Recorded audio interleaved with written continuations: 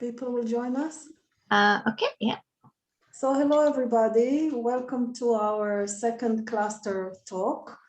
Saeko and I organized this lecture series on religion, challenge and change, which this year we term it Decolonizing Knowledge. And just to introduce Saeko, I think all of you know her, but I'll say a few words. Saeko is a lecturer in religious studies at the University of Glasgow. Her current interests are mainly concerned with cross-cultural interactions, in particular Muslim-Jewish relations, and the way in which Japanese traditions have been introduced and interpreted in Western societies, which I find a really amazing combination of religious traditions to study. Currently, she is pursuing a comparative study of Sufism and Zen, socio-political aspects of kimono, the Japanese tea ceremony and its reception in contemporary Britain, as well as the rich historical connections between Glasgow and Scotland and Japan. Saeko has organized or been involved in numerous academic and public events to help improve religious literacy as well as cultural awareness and preservation in both Japanese and Islamic traditions, in public, cultural heritage, and charity sectors. Today, she's going to talk about power dressing in politics, the clothing of Kami, which are the Shinto deities, from textbooks to manga in Japan. And with this, I think, Saeko, you can start. Thank you so much for presenting today. Thank you very much for your kind invitation, not invitation, we organized it, the introduction. Okay, so I'm going to share my screen.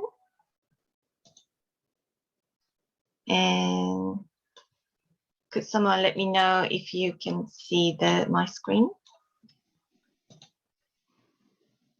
It's good, we can see. Can you see? Okay, great.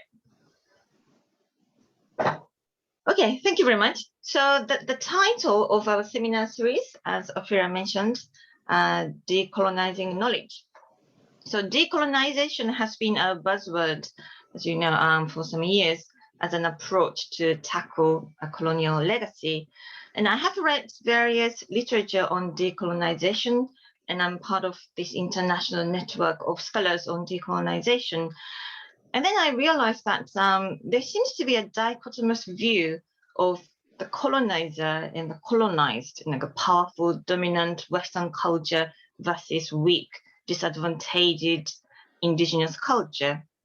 But this dichotomous view can be problematic. And I hope that a study of the relation between religion and politics in modern Japan can enrich our understanding of decolonization.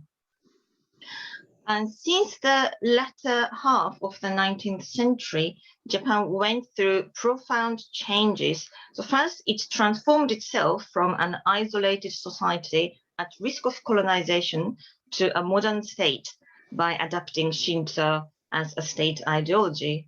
And secondly, it eventually became an imperial power itself, colonizing the neighboring countries. And then thirdly, it then again transformed itself to a secular democratic society after the defeat at the Second World War and subsequent occupation until 1952. So in order to examine a close connection between political decisions and religious manifestations in modern and contemporary Japan, I would like to focus on the clothing of Kami, Shinto deities, because consciously or unconsciously, what we wear and what we put on others are culturally, socially, and politically constructed. So we are what we wear. So I think the dress of Kami reveals the idea of Kami of the author and all the time.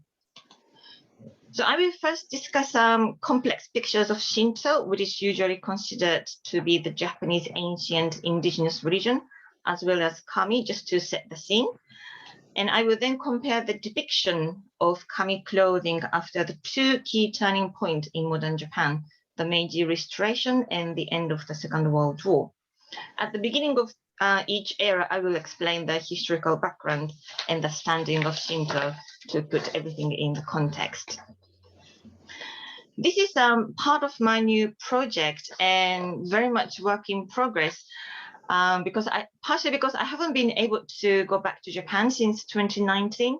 So I couldn't collect materials, especially for the Meiji Era. So this talk is kind of like an overview and what I may find out.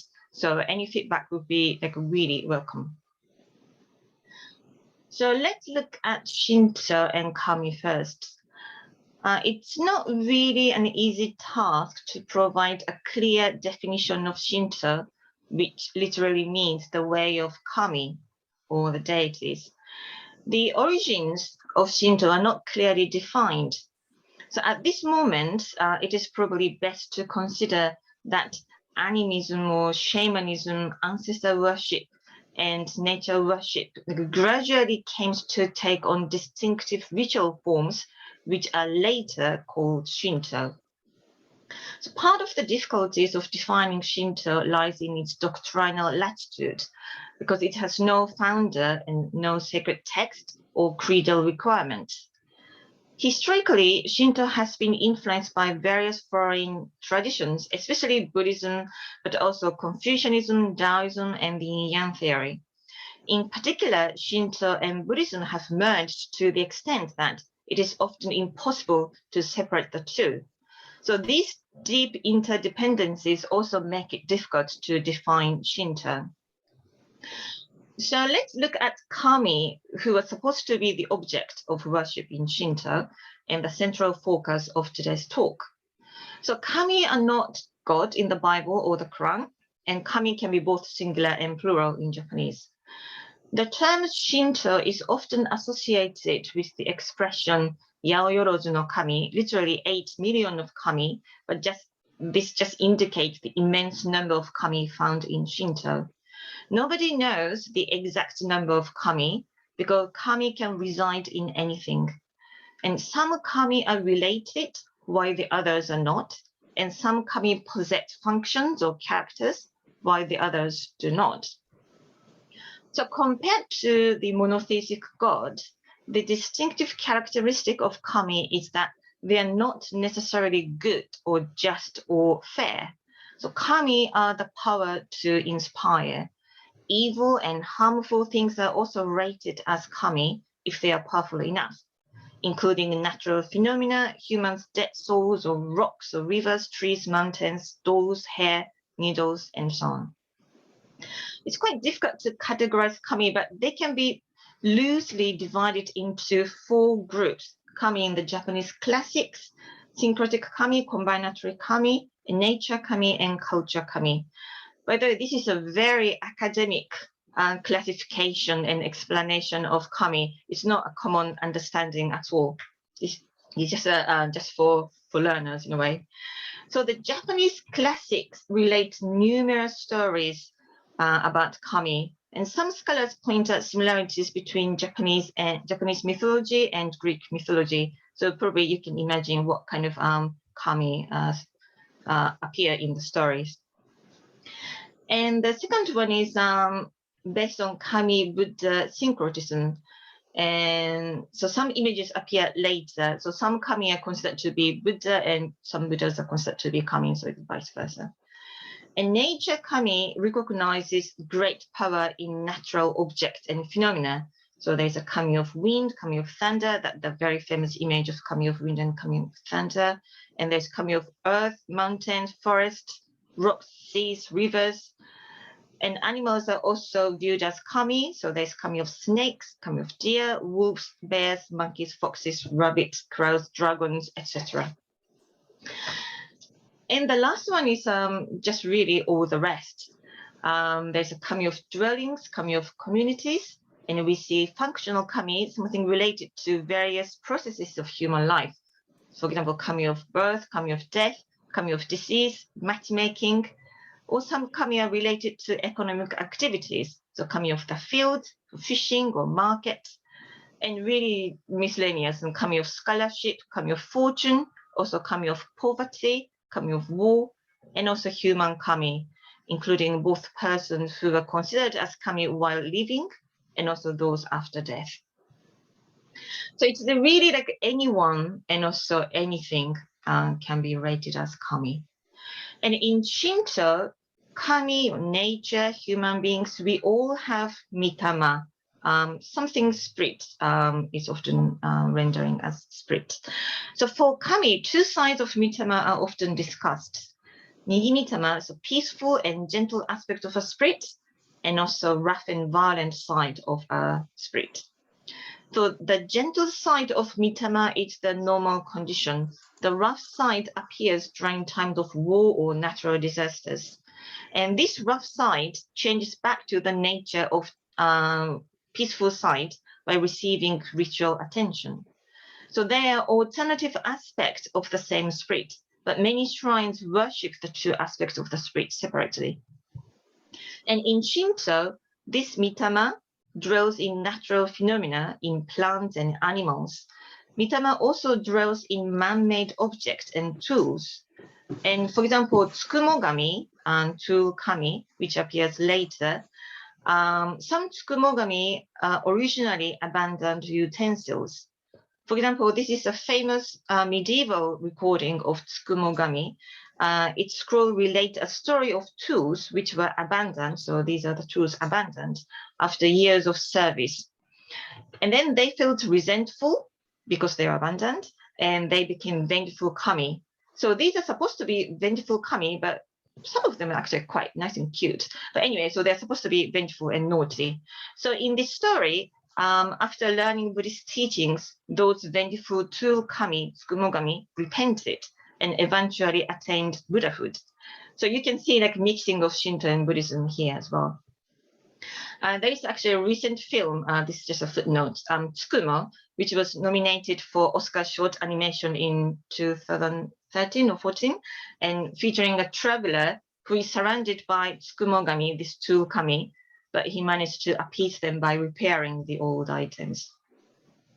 So what are kami? So according to Motori Norinagara, a scholar in the Edo period, so in general, kami refers first to the manifold kami of heaven and earth we see in the ancient classics, and to the spirits, mitama, in shrines consecrated to the same.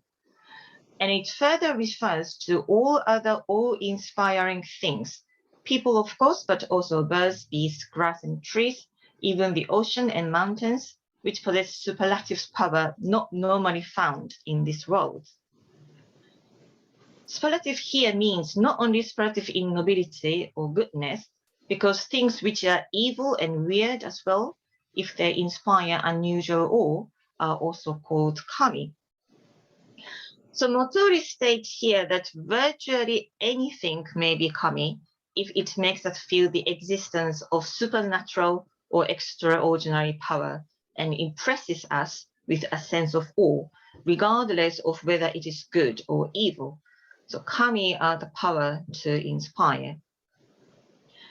And in terms of depiction of kami, influenced by Buddhist artistic expression, kami have been depicted for centuries, although much less than Buddhist images.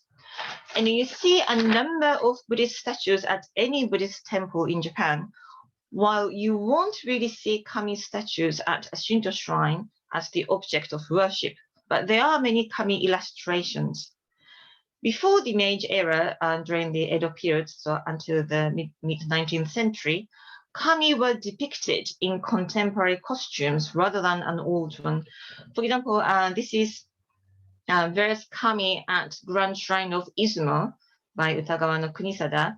And well, if you're not familiar with the clothing of 19th century, it's quite difficult to see, but there are actually all these kami are wearing contemporary clothing at that time.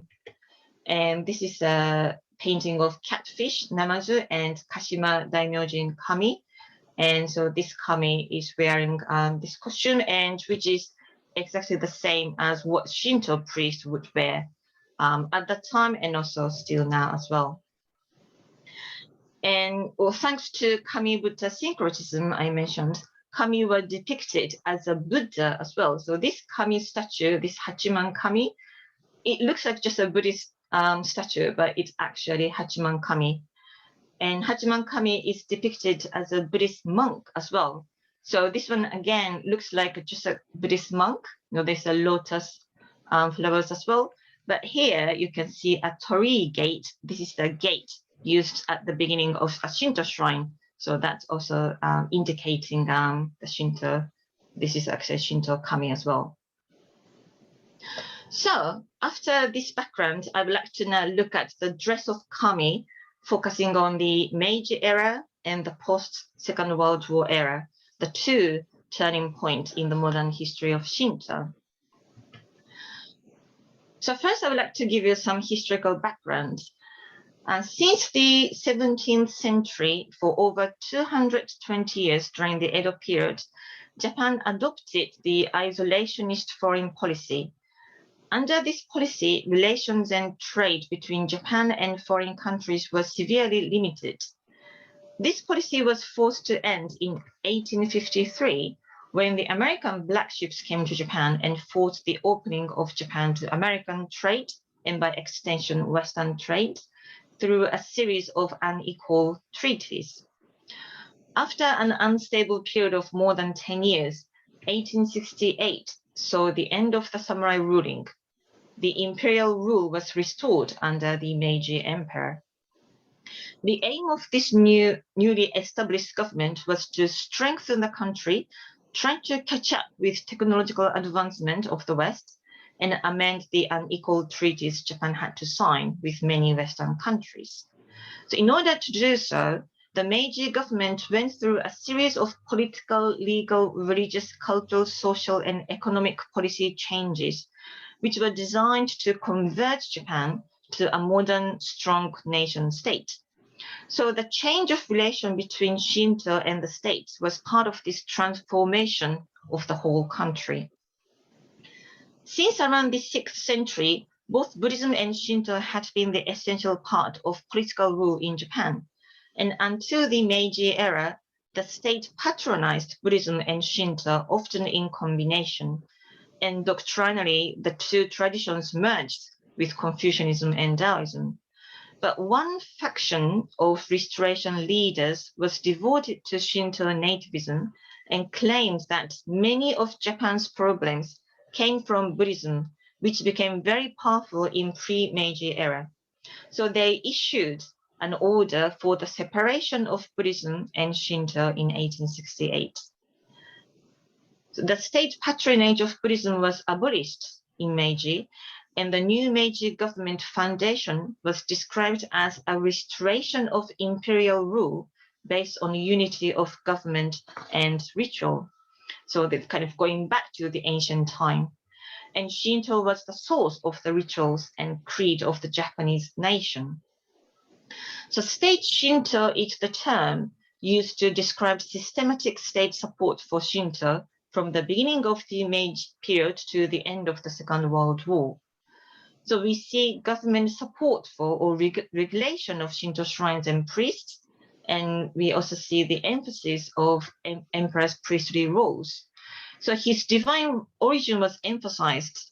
As we saw, dead and living humans are considered as kami in Shinto, so it's not only the emperor and it's not new, but during the Meiji era, the divinity of the emperor was really emphasized in order to justify his ruling.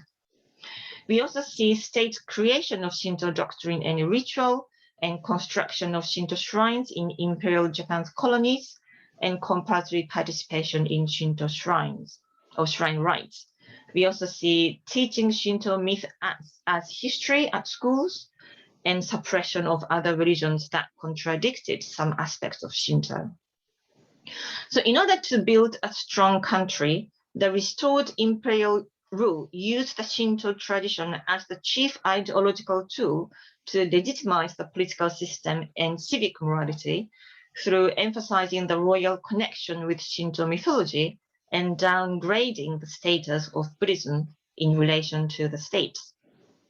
So according to current popular understanding, Shinto is the ancient indigenous religion of Japan, with its elements found at every level of Japanese society. But many scholars now agree that the indigenous character of Shinto was stressed when the Meiji government appealed to Shinto mythology as the foundation of a new state.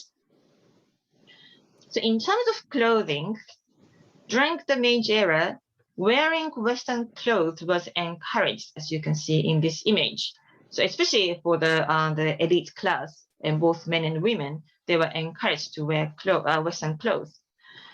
And this is, for example, an image of Iwakura mission in 1871. So there was a leading statesman and scholars. They were sent to the US and Europe in order to study their political and military structures, as well as start negotiating of the unequal treaties.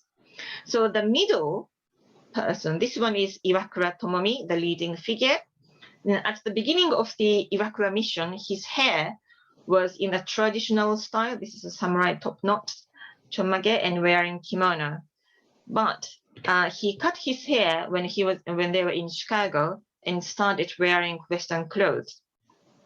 And in 1873, Meiji Emperor also cut his hair and took this famous photo of him with Western hairstyle in Western, especially military clothes. So many people followed his example, and Western hairstyle and Western clothes became visually a powerful symbol of the dramatic change overtaking Japanese society. So while modernization, maybe slash Westernization, was strongly promoted in every level of society, when we look at history textbooks issued by the Meiji government, the emphasis was placed on the ancient time. So the divine origin of the emperor and the connection with Japanese mythology, as we looked at. So the Meiji history textbooks start with Japanese mythology, the era of Kami, followed by the era of human beings, going through all 122 emperors, starting with Jimmu emperor. That's supposed to be the first emperor in Japan, but the first actually 9 emperors or so are nowadays regarded as mythical figures. So this is, I'm just going through all the Japanese emperors from the first. And Kami and early emperors often wear Japanese or Chinese old costumes. So this is one of the example, wearing quite ancient costume. And this is another one. So Jimmu Tenno, this is supposed to be the first legendary emperor of Japan, wearing quite old, actually, Chinese-looking costume. So my grandmother, who received education before the end of the Second World War, said she had to memorize all the emperors' names in history class, which doesn't happen anymore nowadays. So on one hand, the Meiji government promoted modernization, so trying to transform the country to a modern state. But on the other hand, the government tried to restore the ancient imperial customs based on Shinto and Japanese mythology. In modern history of Shinto and also Japan, the Meiji era is very important. This is when Japan transformed itself from an isolated feudal society at risk of colonization to a modern imperial power which eventually colonized its neighboring countries. And when Japan started invading neighboring countries, Shinto was used to sanction Japan's military aggression, and the emphasis on the divine origin of Japanese emperors continued throughout the Second World War. For example, this is the National Foundation picture scroll presented to the imperial family member in 1940. And so this is the Emperor Jimmu, the first legendary emperor of Japan. And so this emperor and those soldiers and Kami, this is Ame no Uzume, female Kami. So they were depicted with clothes and objects used in ancient Japan during the Kofun period. For example, this emperor is wearing this hair, the mask, whatever the things put on the hair. And this ancient ship also appears here. And in terms of clothing, so Haniwa statues are often made during the Kofun period. And so you can see some similarity here. And this female Kami, Ame no Uzume, is also kind of similar to this female Haniwa. This is courtesy to a good friend of mine and colleague of mine, Professor Hirafuji at Kokugakuin University, and thank you very much for her work on this one. So as mentioned, I haven't been able to collect enough materials from Japan, but it seems that unlike pre-Meiji, when Kami wore contemporary or Buddhist costumes, Kami during the Meiji era, and actually up to until the end of the Second World War, they were put on ancient Japanese costumes. So finally, I would like to look at Kami in contemporary Japan. So the other key turning point in recent Japanese history is the end of the Second World War, when Japan surrendered on 15th of August 1945, following the atomic bombs in Hiroshima and Nagasaki. During the Allied occupation, the General Headquarters launched the policy of so-called democratization by the abolition of the state Shinto system and the removal of all Shinto elements from the political and educational systems of Japan. In less than 2 months since the surrender, the State Department Office of Far Eastern Affairs declared that state Shinto would be abolished. The Shinto Directive of 1945 prohibited all state support for Shinto and required that all Shinto influence be removed from the public schools. In January 1946, the Showa Emperor Hirohito delivered his famous Declaration of Humanity and renounced his divinity in his New Year's address.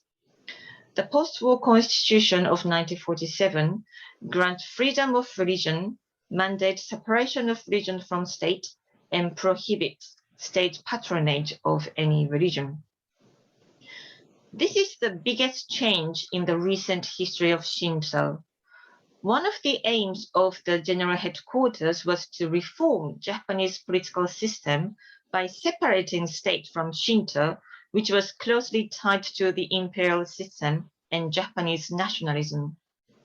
So now, constitutionally, Japan is a secular country, and Shinto or any religious education is not delivered at schools, except religious schools.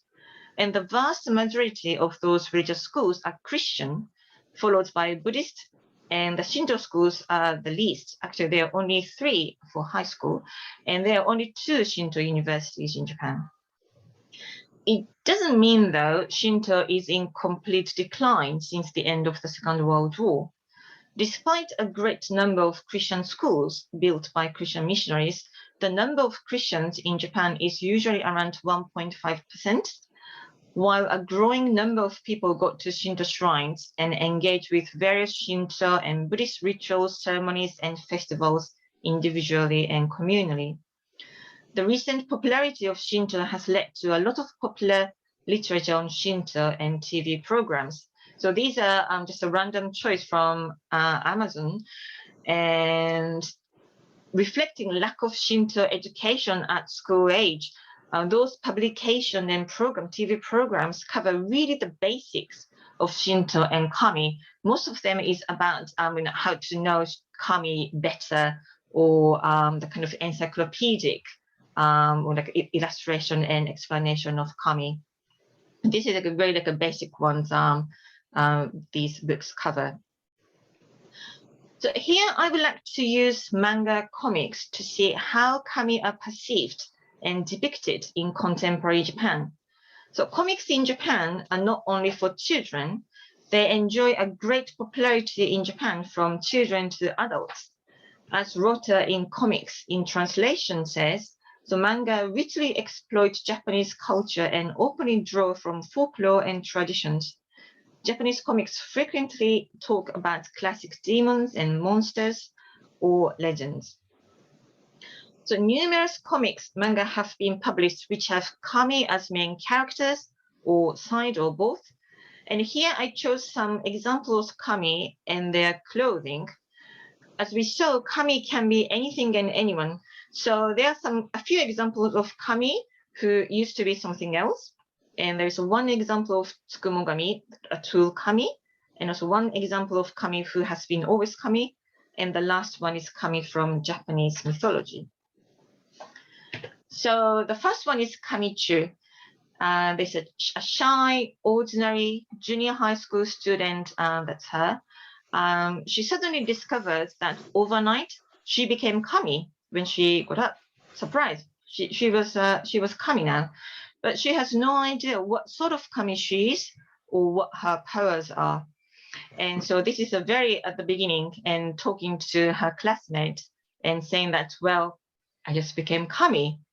The classmate didn't even get surprised and giving her some offering. So in terms of clothing, this Kami junior high school student often wears school uniform because it's set at school, but any sort of normal, just Western clothes she wears. Another manga is called Kami-sama Hajimemashita. The English title is, for some reason, Kami-sama Kiss, but the original Japanese title means kind of I started being Kami, becoming Kami kind of thing. So it's kind of similar story. A high school girl, this one, became Kami. And this boy with ears, this is called Tomoe. He is a messenger of Kami, so originally a wild fox. So what happened was that Mikage, this person who is Kami of this local area, left his home, i.e. a Shinto shrine, as well as his role as Kami of the local area to this high school girl. And in terms of clothing, everybody wears whatever they want to according to the situation. Sometimes kimono, sometimes Western clothes, and school uniform and kimono. And this is an image of them wearing hakama. This must be based on the clothes of Shinto priests and priestesses. They usually wear hakama. Another example is called a vampire who is called Kami. So this vampire came to Japan and he was selected as Kami of this local area. So he drinks blood, not necessarily from humans, and he loses his power during daytime. So he's Kami, but he's also a vampire. And in terms of clothing, he wears what a vampire is supposed to wear, like a long like red gown, but he often carries this Japanese paper red umbrella, probably showing his Kami role. So these are the some example of Kami who used to be not Kami, either a human being or a vampire. And the next one is Mitsuyakon. This is about Tsukumogami, a true Kami. So this is a story about a woman who became a wife of Tsukumogami, a true Kami. So this Tsukumogami is actually a Baal, and he usually wears kimono. Sometimes he wears Western clothes, and he's usually actually a good-looking guy. But when the angry spirit, there's a two sides of the spirit, and when the angry spirit takes over, his form also transforms and then becomes quite aggressive character. The Kami in the next story seems to have been Kami from the beginning. So this is a story about a lonely high school boy who lost all his immediate family and moved into a house he inherited. And then he noticed that he's not alone. There are Kami also living in that house. So it looks like there are three people on this cover image, but actually the middle one, he's the only human here. The other two are Kami. And here, the boy decided to clean up the Shinto altar of this house. So when the Shinto altar became nice and clean, this Kami suddenly started kind of shining as well.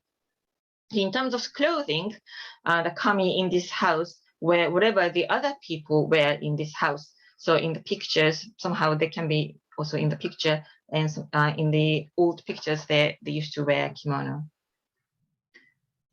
The final example of Kami is from Japanese mythology, Hozuki no Reitetsu. So it is about workers at the hell dimension. The hell dimension is based on Buddhist cosmology, but reflecting Japanese syncretic religious landscape. The characters in this manga are from everywhere. the figures in Buddhism and Japanese mythology and folklore and legends. And for example, Izanami, she is the wife of the first Kami couple who gave birth to various Kami. So one of the very important and famous Kami in the Japanese classics. And the main characters in the story in this manga wear kimono or modern kimono or kind of fusion of Chinese and Japanese clothes. Izanami, this female Kami, her clothes reflect ancient Japanese costume. And so this is an ancient Japanese costume, and especially the magatama, this curved, like comma-shaped beads. So these magatama are often used in prehistoric Japan. They served as decoration as well as religious ceremonial objects. So Izanami, this female Kami, wearing this ancient jewelry, that shows that her connection with the ancient time.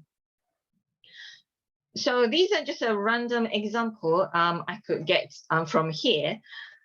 But as we can see in these examples, the Kami, human beings, and material objects are very close. The humans, even vampires, become Kami, and Kami cry, and Kami get angry, and get sulky, and fall in love. And nowadays, Kami wear anything. Because I focused on the clothing of Kami in contemporary Japan in this talk, I showed only Kami in a human form in a story which is set in contemporary Japan, but Kami appear in all sorts of forms, so animals or trees or unknown mysterious shapes or no form. So as sort of concluding remarks, so we have looked at how political decisions are tied with religious manifestations, focusing on two key turning points in modern Japanese history, the Meiji Restoration in 1868 and the end of the Second World War in 1945. In the course of those changes, Shinto played a key role either by being incorporated into the imperial structure in the process of modernization during the Meiji Era, and then being removed from the political field during democratization, so after the Second World War.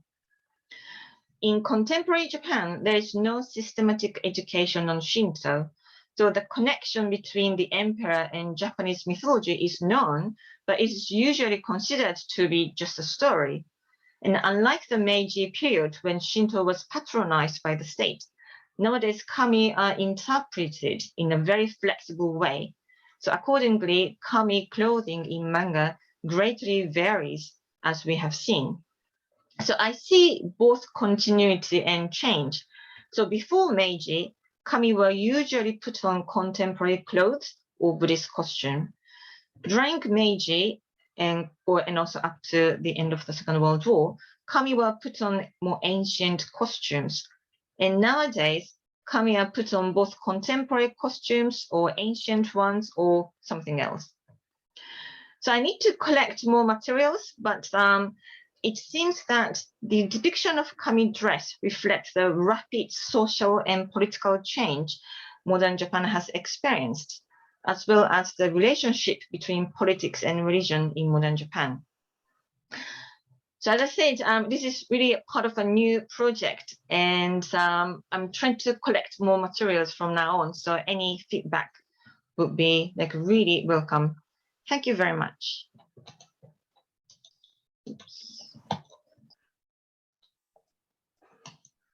Thank you very much, Saeko. And I would now like to encourage the audience maybe to put their cameras on, and perhaps we can have a discussion.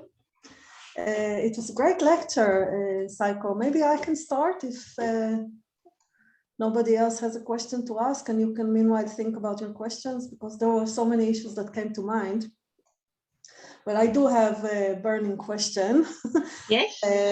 But before that, I would like, because this series is about decolonizing knowledge, your lecture really brought up a few issues, I think, that are very germane to this question about what does it mean colonialize the knowledge, and what does it mean to decolonize knowledge. So some of the points I would like to point at, and maybe we can discuss it a little bit, is one, when you started, you compared, you talked about the comparison between Greek mythology and Kami's. And I find it a bit awkward, because in Asia, it's like, it just begs for comparison with, I don't know, any Hindu deities that you can think of. I mean, they talk about 33 million gods, or Buddhist deities, right? So you have the same kind of thing of fierce and peaceful deities, right? So it's not that strange, the Kami perception of the world. You can compare it to so many different celestial and terrestrial beings that populate the world of, I think, any Asian culture. And not only that, there is this kind of clear-cut distinction between monotheist religions, right? Christianity, Islam, and Judaism, and Kami, or whatever polytheistic religions are there. But I'm not sure that this difference is so acute if you think about, ancient West Asia and what happened when monotheism arrived. You can see that actually those polytheistic religions that used to populate the area were translated into demons and angels, and so you have diseases that have special demons that maybe in the past used to be deities. So that kind of clear-cut distinction between what is monotheism and what is polytheism, I'm not sure it's really applicable. And always comparing to Greek mythology, I think it should not be like that. It should be the opposite. To better understand Greek mythology, we should look at living cultures, at practiced religions, right? So this is just a few words about colonization. And it was really interesting that you talked about the emperor in the 19th century, sorry, I can't remember the name, that separated Buddhism and Shinto, and I think this is one of the characteristics of colonization, especially of knowledge, to start separating the spheres. This is Buddhism, this is Shinto, and these are separated. And now I'll go to the question, and the question is about the, after the conquest, after the defeat of Japan in the Second World War, the decision to separate, to push aside the Kami deities and the Shinto religion. Why did they blame the Shinto religion or its values in Japanese empire, or ideology? How does it intersect, how does nationalism and colonization and decolonization intersect here? Yes, so thank you for those comments and questions. First of all, Greek mythology, I mentioned that partially because maybe that's easier when I teach about Shinto to the student here, but also partially because a colleague of mine and also her supervisor at the university, they published quite a few things on Greek mythology and Japanese mythology. So there's a specific work actually I had in mind. So there's, yes, of course, we don't probably usually compare Shinto Kami with Hindu Kami, partially because some of the Hindu Kami became Japanese Kami. So it's not really comparison, it's already part of Japanese belief system. So when we compare something else, something like outside. So Greek mythology feels more like outside thing, but Hindu mythology and Hindu deities and many Buddhist deities, they became Japanese Kami and Buddhist or deities or kings. So yeah, they are already part of Japanese mythology. So probably that's why comparison hasn't been really made there. And yes, it is interesting to try to separate Buddhism from Shinto. That wasn't really successful. So it was kind of short-lived and became rather ambiguous anyway, because it was just almost impossible. But it is true, like that's part of the modernization or colonization process. And this is a pure form of Shinto, and regardless what pure means, and then trying to nicely pigeonhole the local belief system. And so it didn't really work. And part of the reason was many Japanese statesmen and scholars studied more about Western countries. And then one of the things they found about Christianity was, well, maybe, you know, in Western society, they had this Christianity as a backbone, and that could be part of the reason why Western countries became so powerful and dominant. So maybe we should do the same. You know, we should try to have this pure Shinto as the state religion, and that's, you know, that could be that could make our country much stronger. So yeah, so there was that desire as well. So there are many reasons, not only that, but there was many reasons there. And for similar reasons, they tried to separate Shinto from the state after the Second World War. There's a book written by an American author called Shinto, the Unconquered Enemy. So that was published after the Second World War. And so the Americans especially felt Shinto nationalism, imperialism was so closely tied up. So they tried to dismantle any sort of Japanese military aggression. So Shinto was one of them, really part of them. So yeah, they tried to abolish that. And initially, the Allied occupation forces tried to abolish the Japanese royal family as well, imperial family as well. But that was stopped, and because that would destroy the country, and then so they decided not to do that. So, but the emperor renounced his divinity, and also he became the symbol of Japan and doesn't have any political power or anything now. So yeah, so it's a huge change then. Thank you. Thank you. Yes, Ramona, please open your mic and ask your question. Thank you so much, Saeko, and thank you, Ophira, for your question and for the wonderful presentation. I found it fascinating in terms of this relationship between clothing and political power, but also in terms of the relationship between different religions. Now, one thing that Saeko said was that Shinto has no doctrine, no set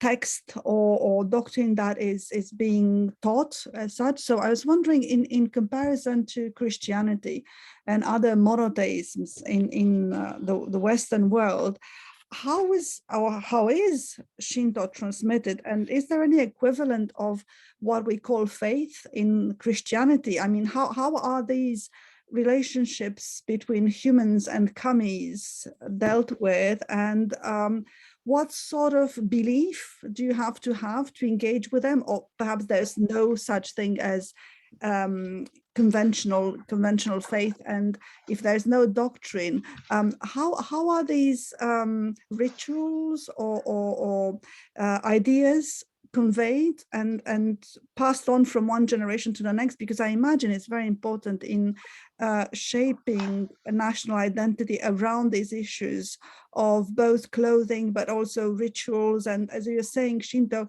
could become this backbone of Japanese civilization, provided that individuals, humans, of course, ourselves, the public, engage with these figures in a similar, perhaps in a similar way, I would imagine, in which Western believers engage with the divinity, or indeed, if you think of Greek mythology, the way in which ancient Greek people prayed or tried to engage with their gods. So I'm not sure whether my question is very clear. It's just that I was just wondering, the absence of any doctrine, does it change things to some extent, or is it that it allows for a greater adaptability of these notions of kamis?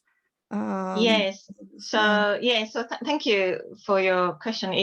It's been it's actually one of the central topics in my course. So if you're interested in taking my course for 3 weeks, and yeah, because so we discuss is Shinto religion, and if there's any faith and what worship means in the Japanese context, and so we discuss quite a lot of things like that.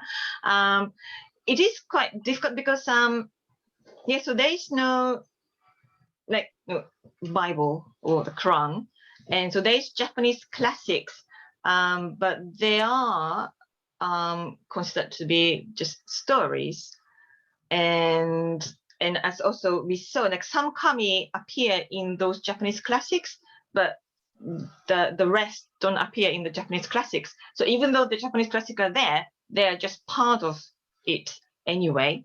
And each local region has different one, and each mountain has different kami, and also this rock and that rock. And then recently, this cat, which was looked after at this remote station in Wakayama or somewhere, and after she died, she became kami, and so there's a now little shrine for her. And then so I know there's so many lucky charms related to her as well. And so that more and more kami listed in a way, and there is no complete list of kami.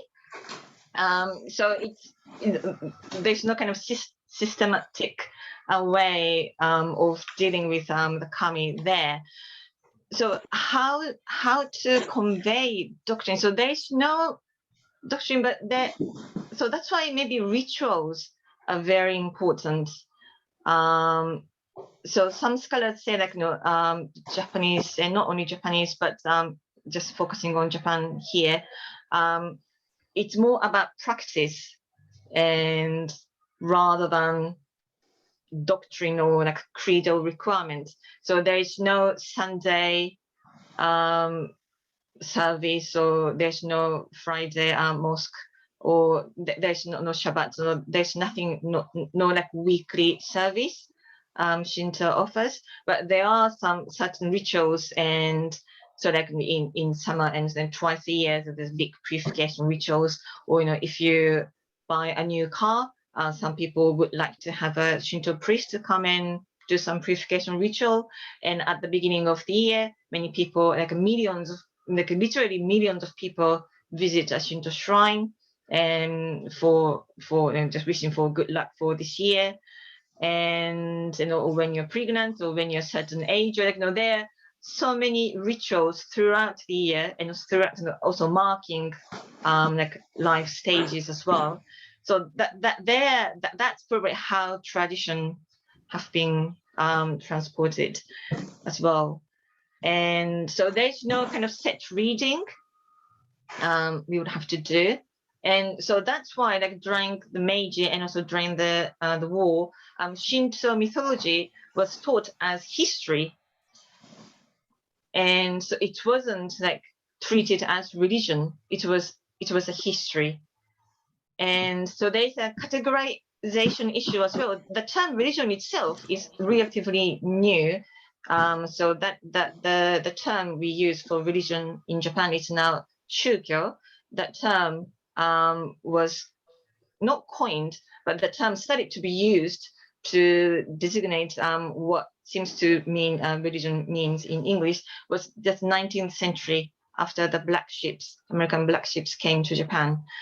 And so there was no term shukyo using for the meaning of religion until then. So that's kind of a rather relatively new form. But during the Meiji era, there are so many other terms were coined, like the philosophy or love or beauty or society or individualism, or that. There are so many Western concepts, and religion was one of them.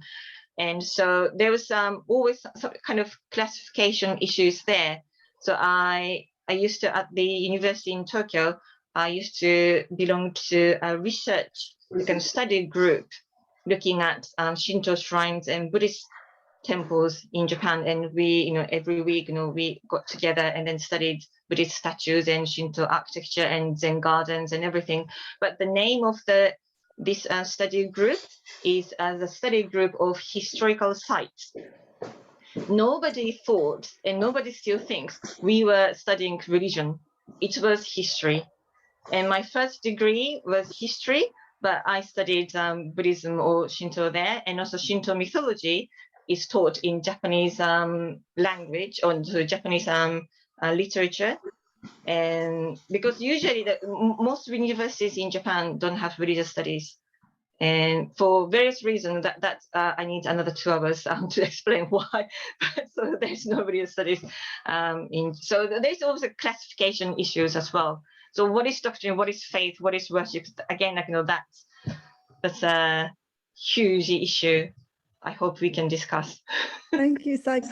If I could just ask one related question to do with clothing, do you think that this evolution or hesitation between Western clothing and traditional clothing for the Kamis also suggests something about the repositioning of Shinto in relation to cultural identity or political strategic decisions at certain times? Because it seems to me it would make more sense to adopt ancient clothing, isn't it, for the Kamis even nowadays, to reclaim some of the energy, some of the power, the spiritual power that these characters have, rather than have them wear American clothing? Or is this a way of saying, even if they wear American clothes, they're still very much Shinto deities, and their power is not dependent on their clothing? How do you see this relationship? May I just stop you for a second?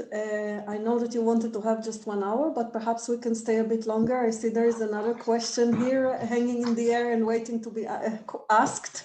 And so maybe answered. I can take Louis' question first, and then yes, let's do that. Yes, thank you. So Louise, please. Thank you. Yes, thank you for the really interesting talk, Saeko-san. One of the things I was wondering about was, you mentioned that during the period of state Shinto, that there was construction of Shinto shrines in places that were being colonized. And I wondered what else was going on there. How were they, because you just said there's no doctrine, there's no weekly services, were they trying to educate people in these colonized areas the way that they were sort of teaching it in schools as mythology? Or were they trying to, I don't know if convert would be the right word, but trying to sort of change people's objects of worship from what it had been to Shinto? Yes, so maybe I will answer your question first. Yes, I need to read a bit more literature, and also I would like to do a bit more research as well. But from what I know is so Shinto, participating in Shinto rituals in the colonized country was compulsory, and so in Japan as well, it became compulsory, and so everybody had to have a Shinto altar at home, or they would have to, and also financially support local Shinto shrines.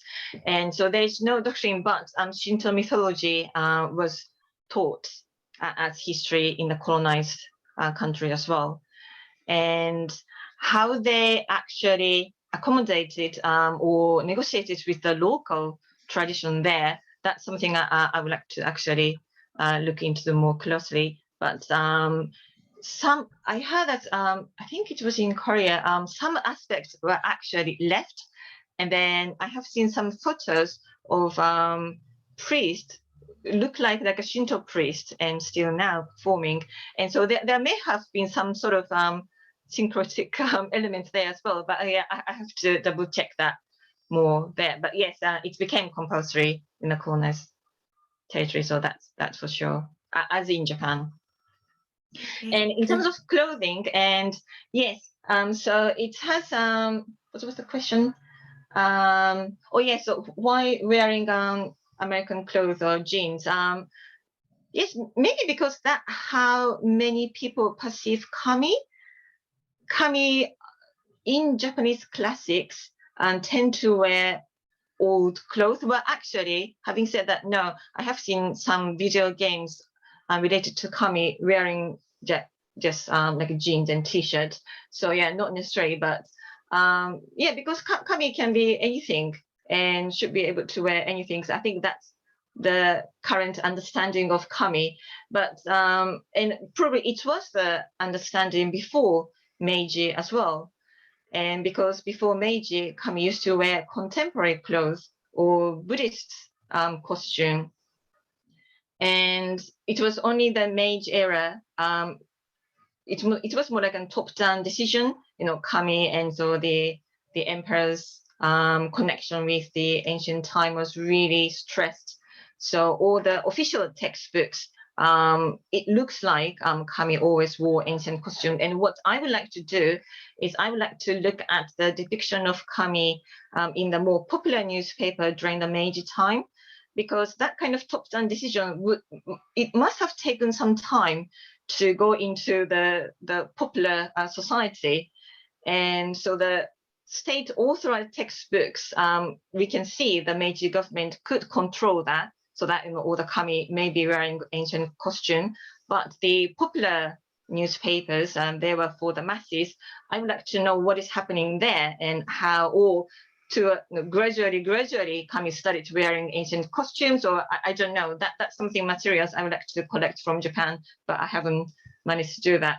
But the manga I collected was something I could get from here through Kindle. So again, I would like to look at a bit more materials when I go back to Japan as well. But at this moment, it looks like Kami in manga wear anything the author feels fit for Kami to wear. I think there is a question in a language that I can't read, or Kazuko maybe said that she has to go in Japanese. Did I guess it right? In the chat, there is no, just thank you, and also saying that the Japanese Kami are quite busy working hard to make 120 million people's wishes come true. Yeah, it's a difficult job. Imagine how it is for just one single god. It must be terrible. I know. So they can divide tasks in Japan. Yes. Well, anybody else would like to ask a question? I have just one final thing maybe to to say, but I wouldn't like to occupy the stage for too long. Yeah. So just one kind of remark, it's a very thought-provoking presentation, and to think about closing and close, especially in representation of deities or superpowers and representation of actually it's a semiotic system, right? It says something, but also it represents material culture. So there are like two perhaps layers of thinking, and also it brings to mind, what is happening in the Indian culture that I know. Dressing the idol is a very important thing, both in the puja altar at home or in the public temple. So it's very important, to take that thing which is either material or shapeless or formless, and the dress is part of giving it form, and meaning in the context that we are aware of in the material world, or the seen world, if you like, the world of the senses. That was one remark. But another remark, I think there are also very down-to-earth material reasons, perhaps, that we should keep in mind. Because at times, those textiles, they also represent, relationship between communities and production. They represent maybe international trade, they represent wealth or vice versa, etc., etc. So not even representing, but representing in the most basic level of, they communicate material relations between people, communities, and even across regions. Yes, so I think it's quite important to look at the contemporary clothes then, but also that's part of the reason I'm focusing on illustrations, because illustration don't require the actual material. Even though the most expensive silk or something, you can depict it without actually sourcing it and paying a lot of money. So yes, I'm more like looking at illustrations so that more humans' imagination can come through, but at the same time,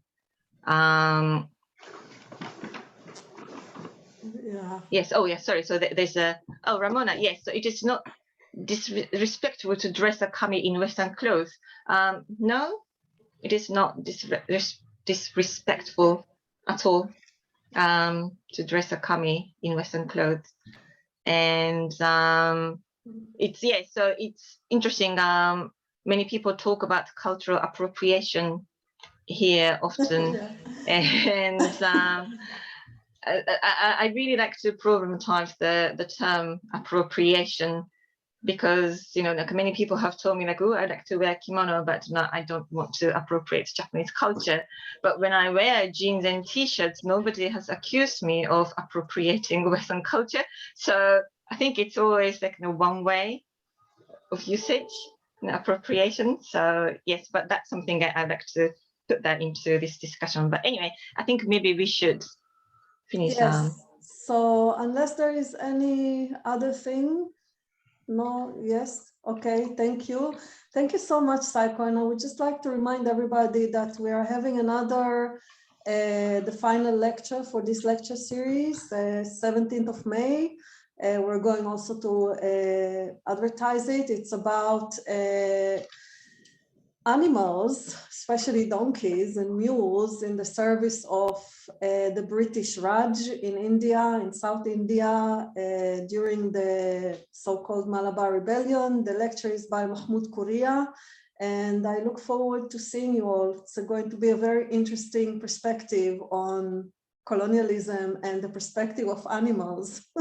So thank you very much, and yes, see you next time, I hope.